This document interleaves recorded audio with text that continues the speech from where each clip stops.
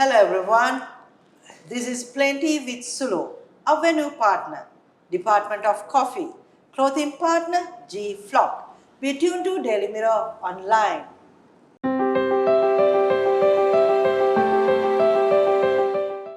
Hello everyone, this is Plenty with Sulo. Today we have a motivational speaker, a trainer and also a corporate coach. He is Dr. Ranil Sugathadasa. Hi doctor. Hi, very nice to meet you. Yes, it's nice to meet you in person. Of course, yes. Dr. Sugathadasa, before we... Just call me Ranil. Okay. So before we proceed with all the technical side, I just want to go back to your childhood and ask, because I have seen you being very energetic and very active person when you are doing training.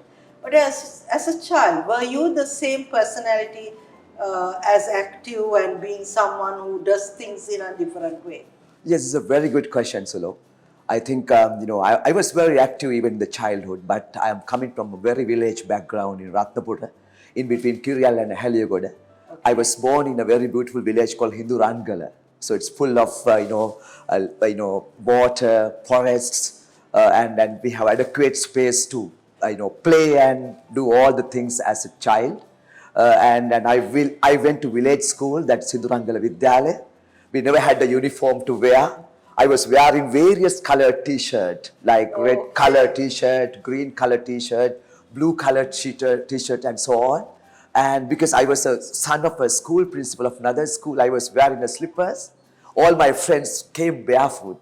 So we used to go to playground all the time rather than staying in the classroom. And we used to play and actually enjoy the natural beauty rather than being in the classroom. So that is my starting point.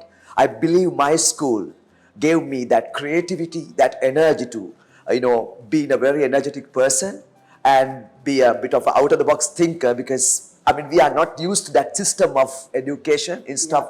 Yeah. We were very free in thinking and, exploring the world. So I think that's my start, and even at the young age, I was somewhat energetic, but bit timid, actually speaking.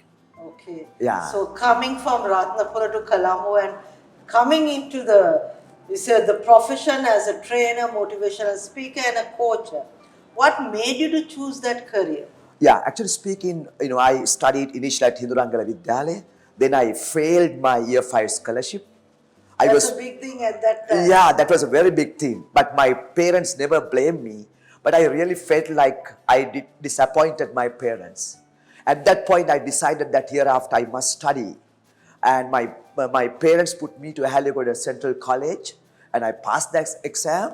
And then I was more focusing on studies rather than anything else, because I was the shortest boy and girl.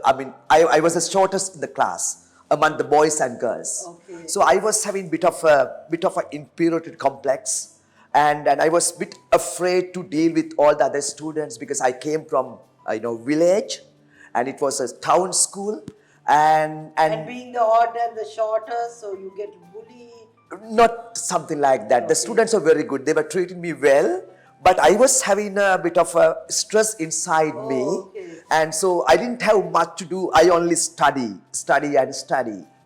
And it's because I was not keen on so much of studies, but I didn't have anything to do. So I was just turning the pages. But I fall in love with subjects, actually speaking. Finally end up with the flying colors with my O-levels. And I ended up Moroto University engineering faculty. Then I became an engineer. I did my first job in Singapore in a Japanese company called Toa Corporation, where we were involved in filling the sea, to reclaim the sea, to develop land for Singapore. And there at that point, I got the opportunity to meet Tony Robinson, America's nowadays topmost trainer of probably even in the world. And then I got the opportunity to go to his classes free of charge for 1 hour. And that inspired me to become a trainer.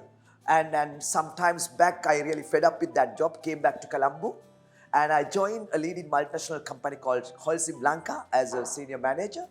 And it gave me opportunity to actually explore other fields other than engineering, management, marketing, a bit of projects, and many other fields, and as well as business. and that job gave me the opportunity to be a trainer to train engineers, architects, as well as masons regarding cement and concrete. And that's my basically starting point to work as a trainer. Basically, Tony Robinson's motivated me in Singapore, and then came back to Colombo. I got the opportunity to train people from engineer to masons in technical subjects such as cement and concrete, and that is my starting point as a trainer and coach in the corporate sector, actually speaking.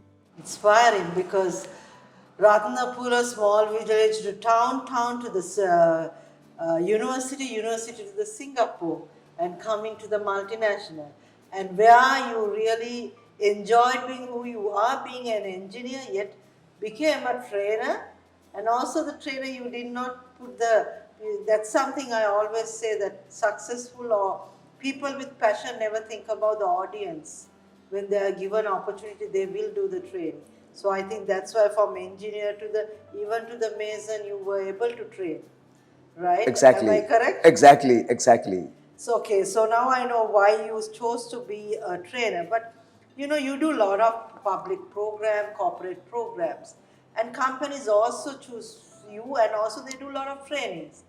But I'm asking you as a trainer, do you really feel that corporates are just clicking the box of doing training, or they have really understood the gaps of the employees comparing to their personal goals and the corporate goals? Actually, it's a very good question. With my experience as a trainer, independent trainer for last 12 years, my feedback to that question is 80% of the corporates, they actually basically understand the need analysis, understand the exact business need, understand exact the need of development of the teams and the individuals, and offer trainings. And remaining 20% of some organization, when they have to take the thing, they call me as well. But in my case, I usually don't just do the training. Rather, I actually do a structural engineering design, or more rather surgery with that training. Because trainer is one who understands exact or precise training needs, because he has to give the justice to the payment he is going to receive. And more than that, he should be able to be satisfied with what he does. As a result, coach, CEO coach, and coach to board of directors, as well as motivation and management trainer, I always try to give my fullest input to make sure that results happen. Unless the results happen, there is no sustainability for the organization as well as for the trainer. Because a lot of people does not understand the return of investment is not only the money. Exactly. It is the brand name. It's a brand name, it's the happiness. It's the satisfaction. It's what you give. It's what you give beyond what you promised, actually speaking. Yeah, it's not just delivering some content. Exactly. So this is my question now. A lot of speakers has become trainers and coaches. So when I became a trainer, it was 23 years ago. I had to go through a lot of trainings and all that. And when a trainer is someone who understands how to do analysis, as you said, operation, and prepare a content and do the deliveries, and also after a program or coaching, there's an evaluation process. In Sri Lanka, what do you think about the trainers who are existing compared to the trainers who were developed in our past? Yeah, to be very frank, Sri Lanka is having very good set of trainers into various specialization and expertise. At the same time, as you very correctly say, some people just come to training just because they are great public speakers or they are great at speaking, and they may not have adequate background, adequate experience, adequate intelligence, and adequate analytical power to understand how best they should serve their client. That's a bit unfortunate. But on the other hand, having a speaking ability is also a plus to become a trainer. Yeah. But people usually misunderstand that. That's the only thing to become a trainer. That's just one element. Just one element. Yes. And Sri Lankan corporates, from the CEO to the executive to the directors, they get more training like leadership, motivation, attitude than our children and youth. Where the developed countries mainly focus on, like you said, Singapore. I know because my training started in Singapore, I was trained there. They look at even the pregnant mothers to do the training and the children. But here, when we are in 30s or 40s, we are talking about training while it should have been from the childhood. Why Sri Lanka is doing everything other way around? Yeah, I think there's a reason for that. Because I think our leaders in all the sectors are not up to the standards. So I think it's logical and it's intelligent to train them first of all, and because they can make more impact to create more leaders. For example, if we can actually create leaders within school principals, such a leader school principal can influence and motivate 100 teachers in that school, and those 100 teachers can motivate maybe 5,000 students. So in a country like ours, I think it should start at the top, because our top is not par with those skills, actually speaking.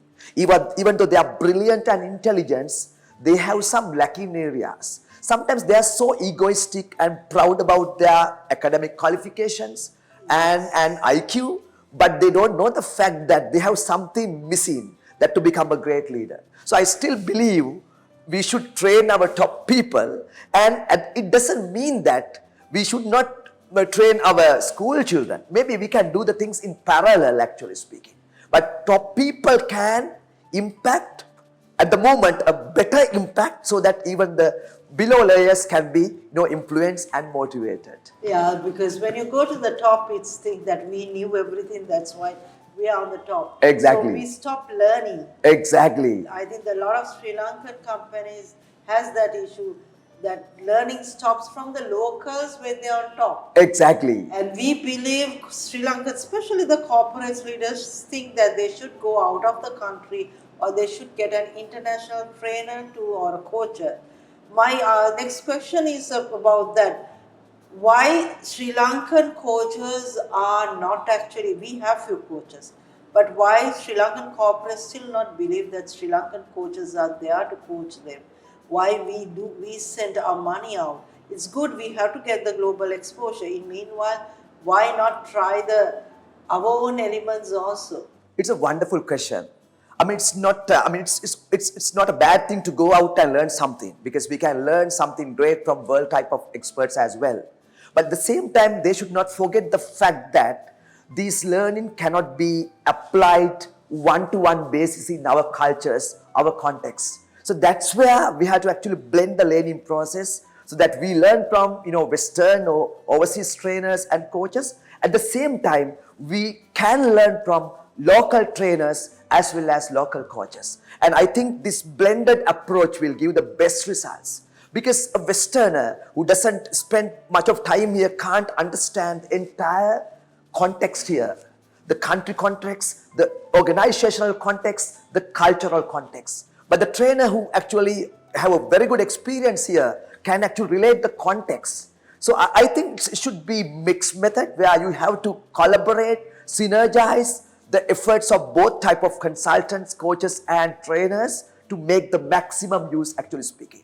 And on top of that, we should not forget that our own, very own knowledge set, that is the Eastern knowledge set, can do miracles as long as we believe on that, and we try to apply them in the right context. I totally agree. Sometimes when young people go and learn from out and come back and try to adapt it, they fail on getting the team into the work because team won't support them. Right? Exactly. Because we are Asian and we are Sri Lankans, sometimes we have a lot of emotions, then we use our minds. So, Exactly. and people here in Sri Lanka works more for dignity than the money. Exactly. So as you said, we should have Collaborative approach. So then I'm going to ask again about, because you said when you failed for scholarship, your parents didn't blame, but you wanted to make them happy, and then you started learning, and that was the reason where you are today. My question to you is, nowadays schools are more targeted, not in Colombo. Colombo is trying to change, but outstation on gradings, while the children attitude training, more motivation and all that are missing. how do you think that the training and coaching should go to the school level? Actually speaking, most of the parents, teachers, and principals are in a huge misunderstanding. Because of our current education system, they go after grading, which is not going to create anything meaningful, actually speaking. So I think rather than going after grading, I think we should balance everything together. Of course, I mean, we should motivate our children to get the best grade. That's a different story. But in parallel, we have to make sure that their mindset is actually transformed. They should start empathically. Most of our children's empathy is going to go down so drastically that they can't empathize anything, actually speaking. And once they become leader one day, they can't empathize their people, they are going to utterly fail. So mindset mastery training, attitude training are really, really important. And more than all these things, the value system.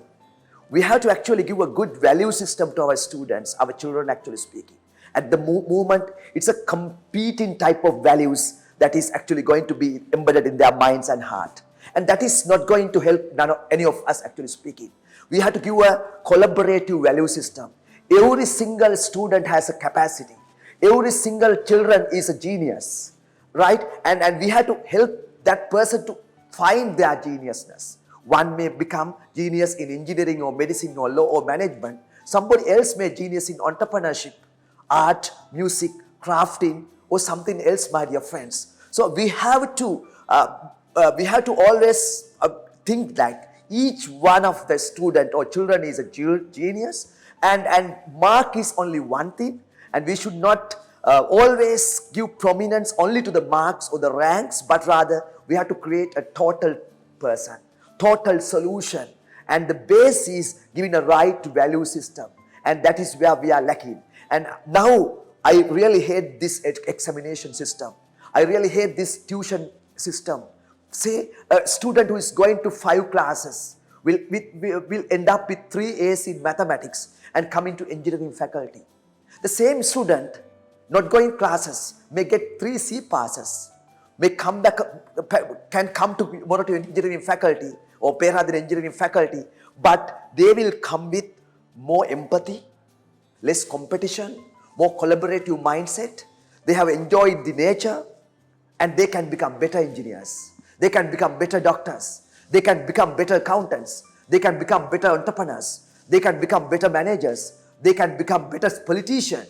They can become better leaders, my dear friends. So basically, we should stop this blind system of education. 4 And A's, 9 A's should stop. It should be a balance of the life skills as well as the grading. exactly, perfectly said, Sulo. Yes. Yeah, because I agree with you on that area, because we should not only run with the grade. But since you said that the change or training should come from the leadership, my question to you is something that it's out of the way, because I thought of asking you, Sri Lankan politics, I know other countries' politics, when you become a politician, you have to go through a training. You give a value system and you train, coach them. Sri Lanka does not have. What is your view if we had it? If they don't have to pay, but at least people like y'all can do it, because that's something that dependency, empathy is missing. What is your view on that? Well, very well said. I think if we can train our politician, I think we can help. They are very talented people, no doubt. No doubt they are extremely talented. But they are sometimes missing some parts, actually. So we have to help them to, fill the gaps so that they will improve on their weaknesses and so that they can capitalize on their strengths.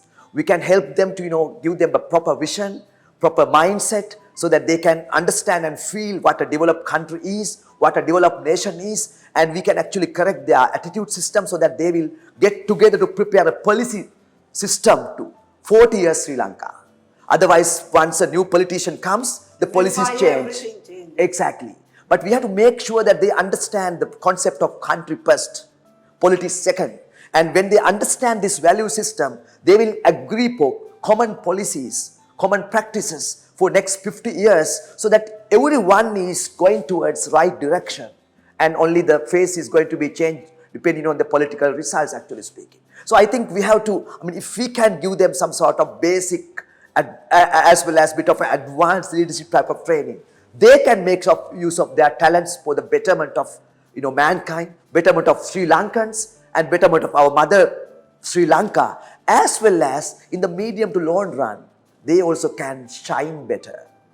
That's true. So I think you gave the real forms, because I wanted to interview you not for anything, because I have seen you and I have followed you, and I wanted to tell the people that motivation is something that is inside us, but someone need to help us to take it out. Exactly. Right? We also human batteries. Exactly. And sometimes we need recharge. Exactly.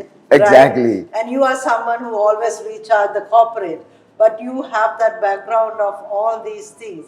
So my final question, what is your message to corporates and also to the people who are watching, how they should look at themselves in not just without blaming the politician, but making our own future for us, not for anyone, for us. Yeah, my total message is actually speaking, we can change, we can improve. Even if you consider a corporate, they are doing the best at the moment, but they still can become even the next level best, right? So they should strive. For that, they should get the external support where necessary to make sure that they get the external perspective, and they kill their silo mentality so that they can basically thrive. When it comes to individuals, my message is everyone can change, everyone can improve, everyone can achieve the dreams, everyone is a genius. Start now. Start reading positive books, start associating positive friends, start doing things differently, believe in you, start learning, and ensure that the young generation is going to become creative, out-of-the-box thinkers, innovative, entrepreneurial, rather than just bookworms.